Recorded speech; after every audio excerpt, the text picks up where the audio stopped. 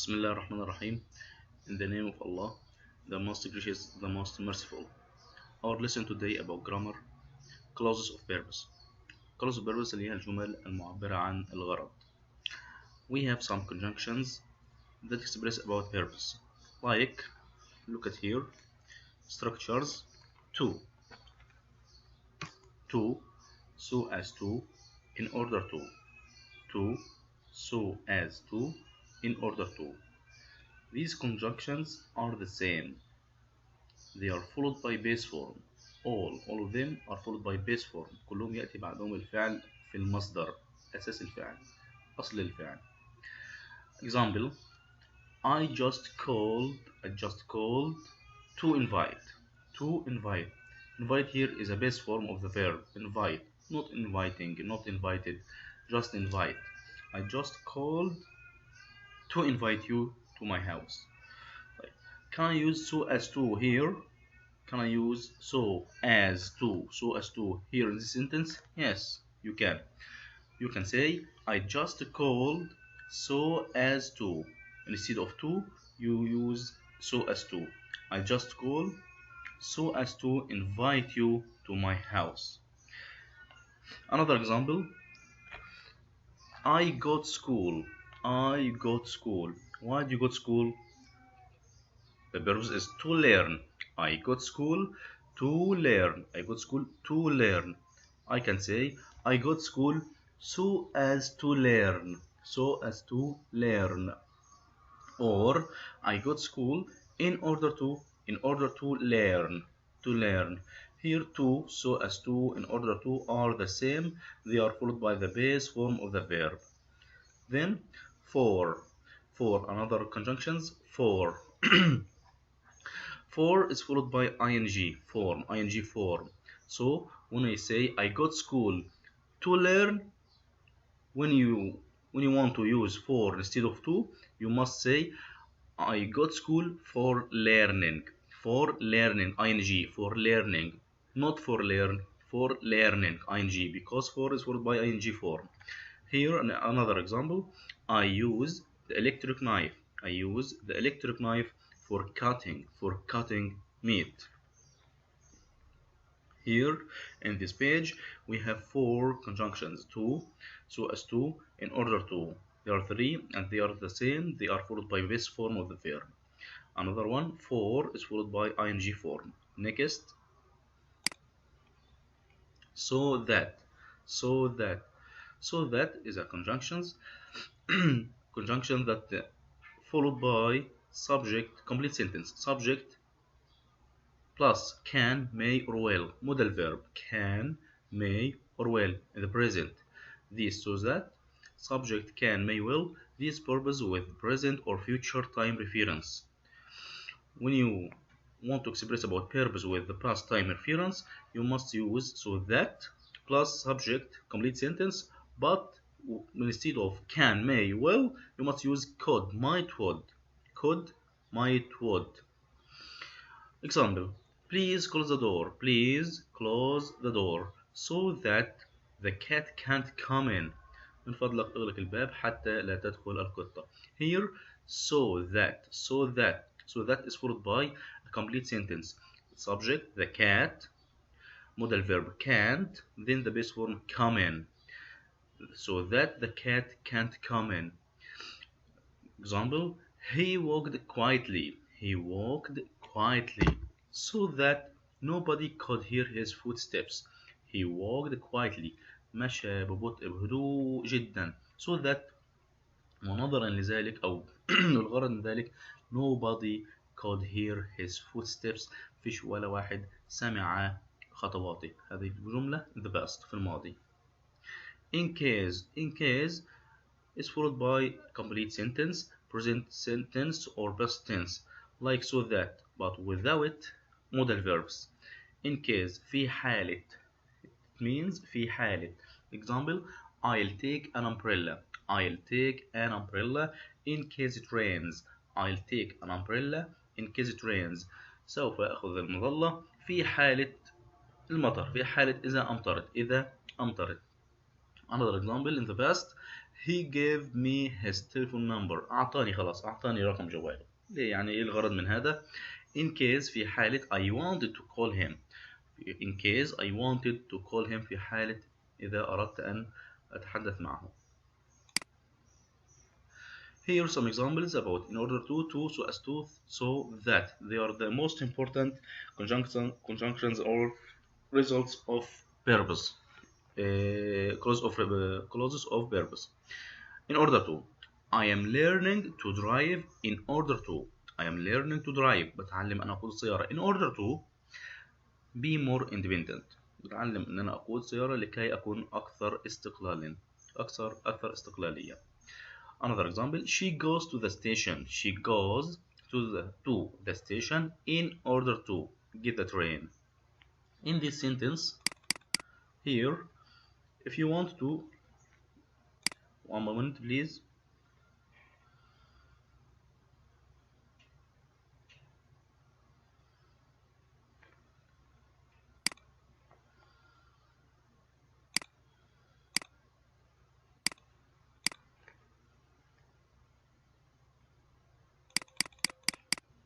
Sorry. Here in this sentence, she goes to the station in order to get the train. Here, if you want to use to instead of in order to, what can you say? What should you say? Should you say she goes she goes to the station to, instead of I must change in order to this word and put to instead of that. She goes to the station to get the train. Or if you want to use so as to, she goes to the station so as to get the train. In order to so as to are the same. In order to so as to كلهم نفس الاستخدام تقريبا، كلهم يأتي بعدهم الفعل في المصدر، لذلك كلهم نفس الاستخدام. طيب example, I am going to Africa. To go on safari. Go, not going, not goes. I am going to Africa to go on safari. He is going to take lessons to learn how to ride a bike. He is going to take lessons. Why? To learn how to ride a bike. So as to I put a tent. Why? So as to go camping. اشتريت خيمة لكي أذهب إلى التخييم. هيطلع البر. I put a tent so as to go camping. He closed his computer so as to take a break. So that is followed by a complete sentence. Subject and the modal verb can, will, or may. Or if you want to express our purpose in the past, you must use modal verbs could, would, or might. Example, let's make plans together. So that we can travel as a family. Next, clause of result. We have two conjunctions are the most important of them. So that and such that. But so that here, so plus adjective plus that. Here is so that هنا كلمة so that مفيش كلمة بعد، مفيش كلمة في وسطه، إنما الكلمة اللي جاية clause of result اللي هو التعبير عن نتيجة، أنا أعبر عن نتيجة، بيأتي الصفة adjective or adverb وفي وسط so that وفي كلمة بينهم.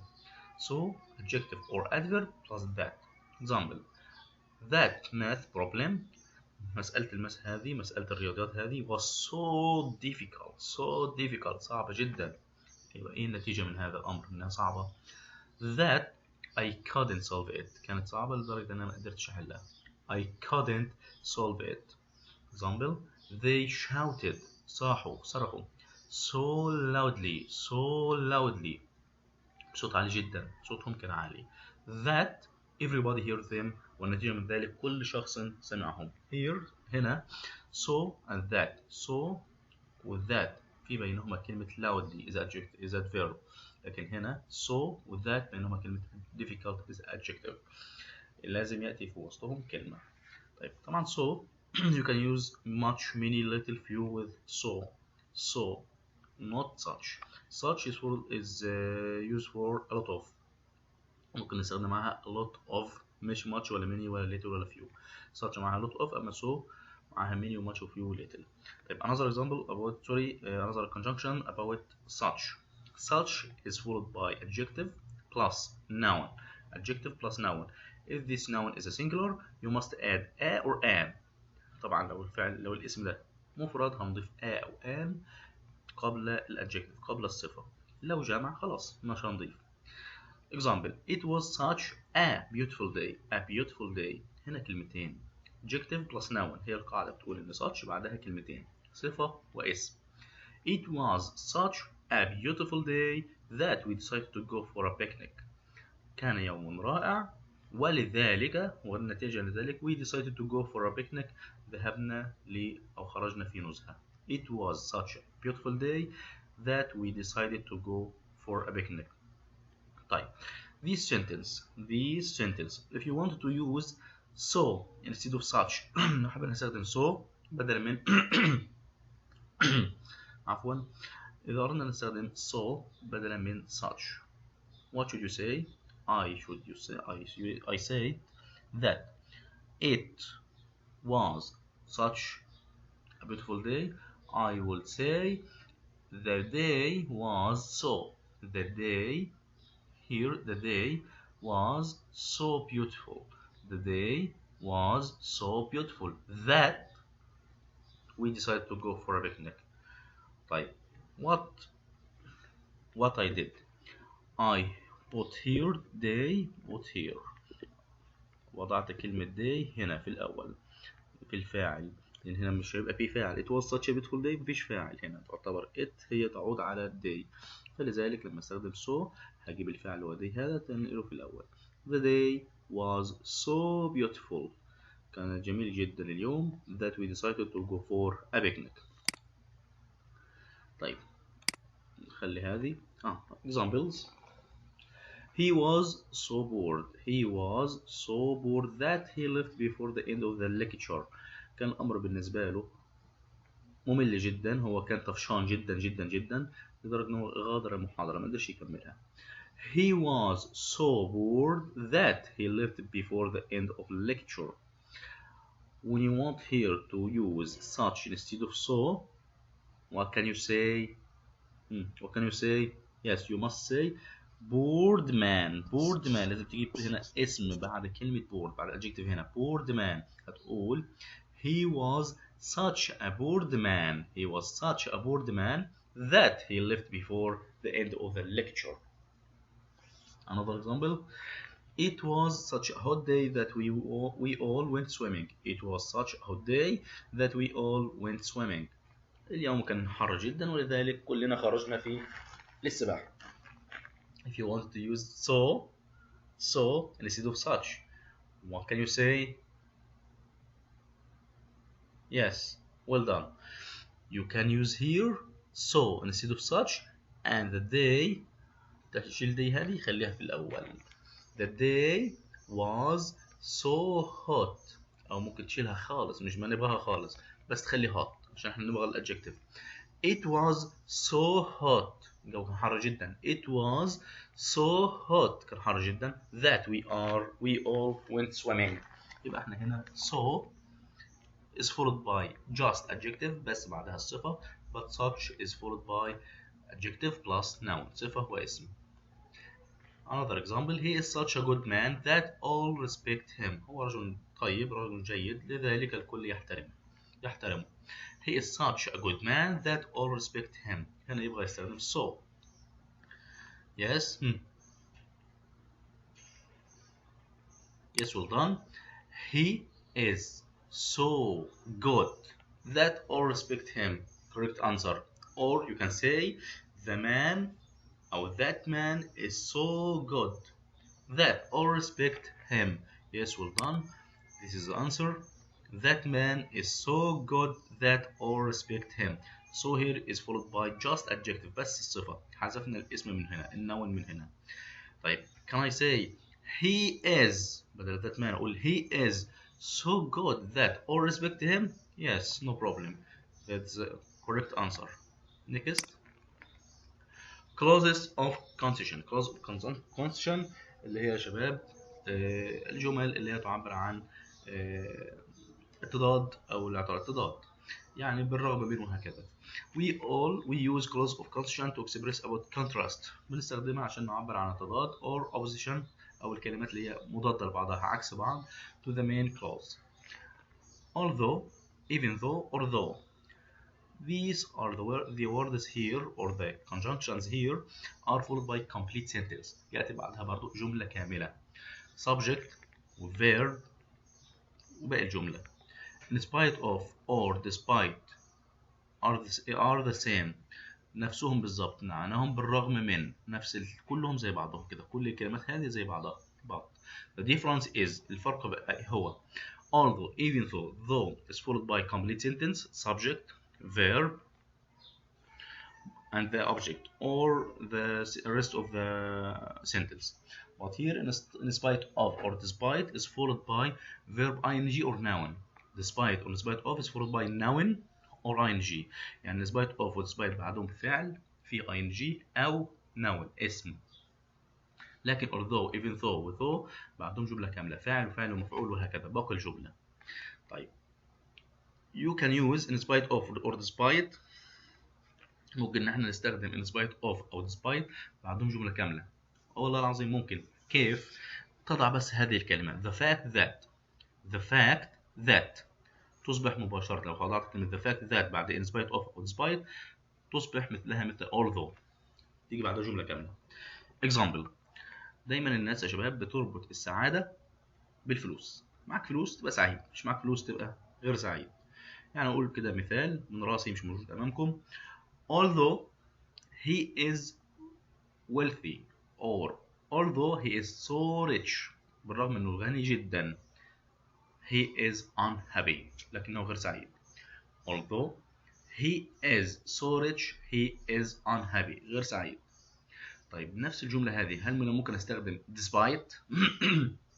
ممكن جدا ولكن تعطي فيها ing or noun. ممكن اقول despite or in spite of they are the same.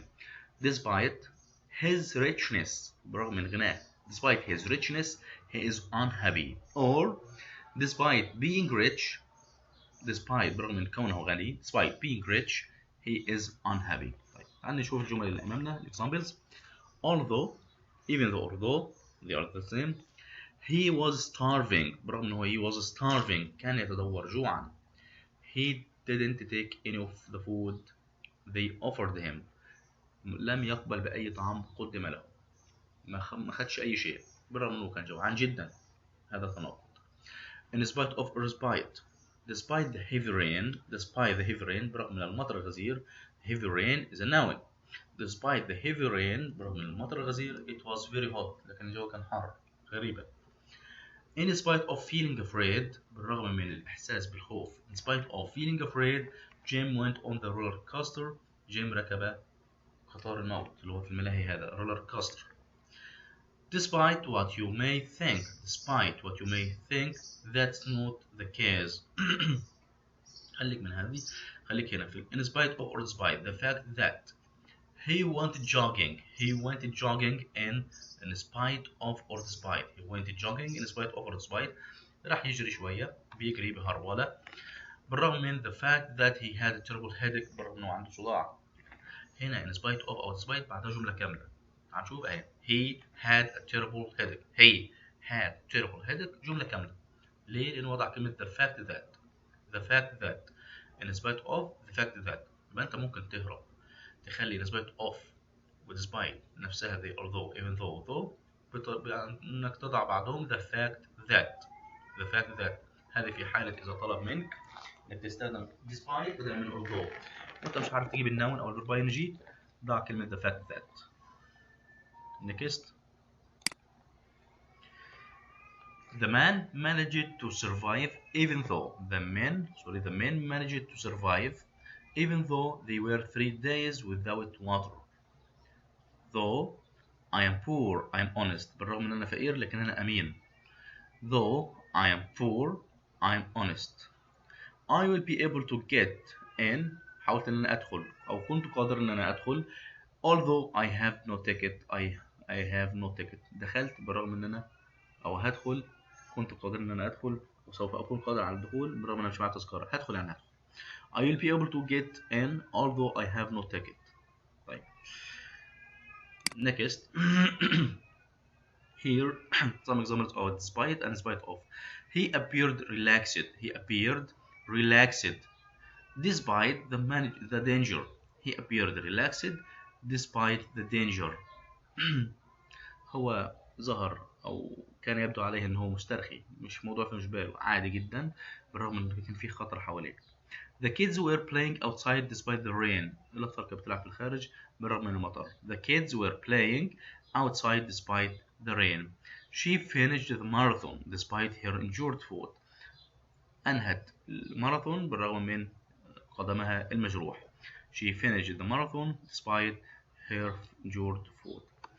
وهذا نكون انتهينا من الدرس يا شباب. طبعا الدرس ده احنا كنا شرحناه وقت ما الدراسة كانت شغالة قبل التعليق، ولكن احنا بنعيد شرحه مرة تانية لأن كان في وقتها كان في بعض الطلاب غائبين، فقلنا نشرحه مرة تانية للتذكير للطلاب اللي هم كانوا حاضرين وكذلك شرحا للطلاب اللي هم كانوا غايبين في اليوم هذا. شكرا لكم، بالتوفيق إن شاء الله.